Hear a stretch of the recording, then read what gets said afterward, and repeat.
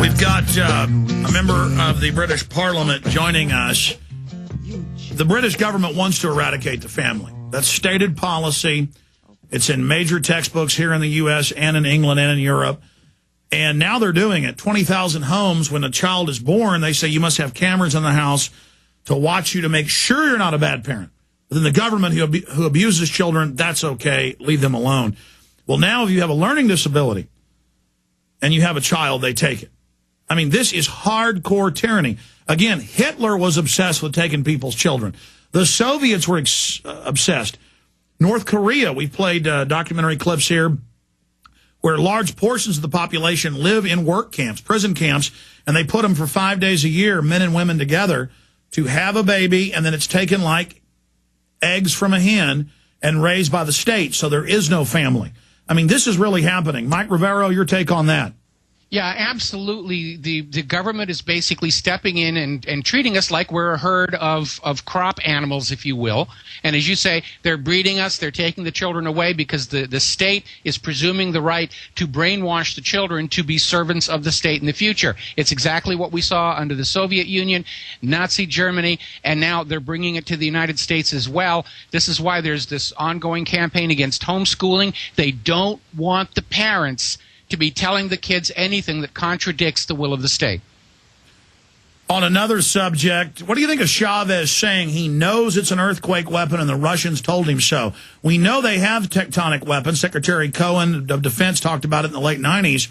But, I mean, is Chavez going crazy? How can he just say it with no proof? My understanding is that story was debunked as being another hoax along the same lines as when they were claiming Ahmadinejad said he was going to wipe Israel off the map. That Chavez did not actually say that. It's just somebody took a guess at it and the story got picked up. But I believe that Chavez has denied actually saying that now. It was in one of the big state-run newspapers that we first saw it. Well, so was the claim that Ahmadinejad was going to wipe Israel off the map. And what he really said is we're going to push that government into the sea. Actually, what Ahmadinejad said is the government of Israel must vanish from the pages of history, which is not quite the same thing. Yeah, that's one of the quotes. I mean, that's like under the UN agreement, which they're not even signatories to, but they've been letting the UN in. They're supposed to tell the world 6 months before they open a new facility, before enrichment starts. They do that, and they say, oh, my God, we found a secret base, and it was on record that Iran announced it. I mean, it's just the level.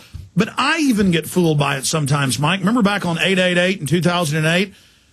I get up at 7 in the morning. I turn the news on. The phone's ringing. CNN's got the leader of Georgia on saying we've been snuck attacked by Russia. Help us. We're under attack.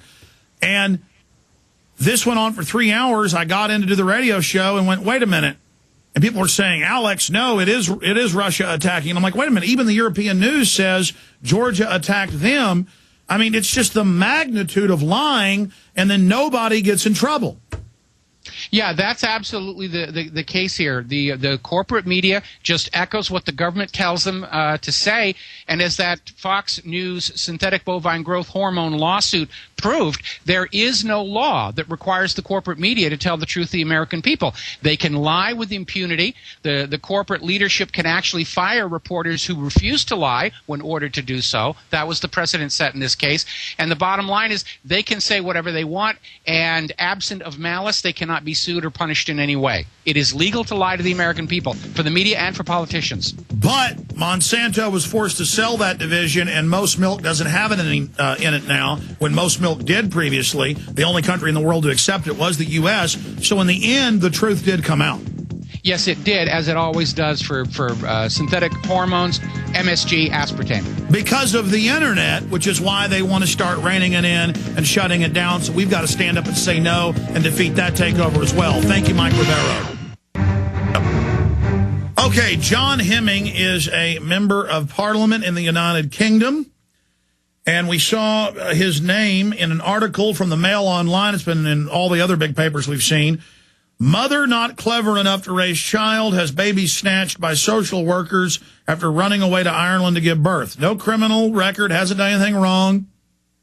Her and her husband are going to have the baby, and because she had a learning disability in school, and I've seen her on the news. She's well-spoken. They just say you can't have your child. Like George Orwell said, in the future, there will be no families. We will take your children as if we take the eggs from a hen. Now, he's got to go away to a vote. So anytime he may leave, and he'll be back in about 10 minutes. He's with us for the rest of the hour. But just like when we have a congressman on, sometimes they've got to run off and vote. But this is an amazing case. But I look at the video cameras being put in newborns' homes. I mean, this is right out of 1984, is it not, sir? Well, it's more Brave New World rather than 1984, although there's elements of 1984 in the Ministries of Truth, things like that. Well, we'll break down the basics of what's happening here. This is a case from Fife, and what it appears to be is that because the mother was herself at some stage in care of the state, they thought, here's a baby we can take and get adopted. And they thought, well, you know, we've got to stop her getting married, so we'll prevent her getting married by saying she's too stupid to get married, and then we'll take her baby at birth. So they did a runner to Ireland, which is a more pro-family country in practice. There was a difficulty because they ended up in a rush in Ireland, and Fife then jumped up and down and said, this woman's dreadful, she's evil, she's going to be a real danger to her child. And the Irish authorities, not having anything else to work on, took her child into care. But now, in fact, she's with her child in a mother and baby unit. But no doubt they're creeping around thinking of ways to try to get the child back. Well, the sort of Five people, I think, would like to do that. But as long as they stay out of Scotland or England, they're reasonably safe. I've got a number of, there's a number of these cases gone on. I've got a case in Turkey at the moment, a couple in Sweden, one in Spain, one in France, and there's about 3 or 4 in Ireland. And is this people from England fleeing Big Brother? Mainly England, although there's this one from Scotland. Scotland's not as bad as England. England is completely mad, and Scotland is mad from time to time. Well, here, they take poor people's children. I've gone and seen it. They say, well, you're poor, so we're taking your child.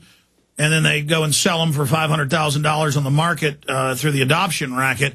But I want to go over. I haven't managed to get evidence of people paying the authorities in England for them. There is a racket where people make a living out of it in that sense. And one of the things always is to follow the money and see where people are making money. We also see social workers moving into old people's houses they kick out. We have a lot of that here, too. Well, yeah, it's a lot of it comes down to the accountability processes. You know, as soon as you start having secret courts where it becomes a criminal offence for people to say how badly they've been treated, all sorts of misbehaviour goes on. Member of Parliament John Hemming is our guest. We're going to go to break, sir, and come back to you. How long will your vote take, do you think? The vote, when it happens, will take me about 3 or 4 minutes. But the problem is, at the moment, it's all about floods, if you're interested. And at the moment, the minister's on his feet talking about the amendment. And then once that's happened, there will be a vote. Whether there'll be a second vote, the second vote will be another 15 minutes after the first vote. I know there are going to be 3 votes between now and 9 o'clock. Okay, well, we'll just play it by ear and then call you back 10 minutes after you have to leave us. Stay there, though. We're coming back from break. I want you to break down this architecture because the architecture of child snatching in your country is similar to ours.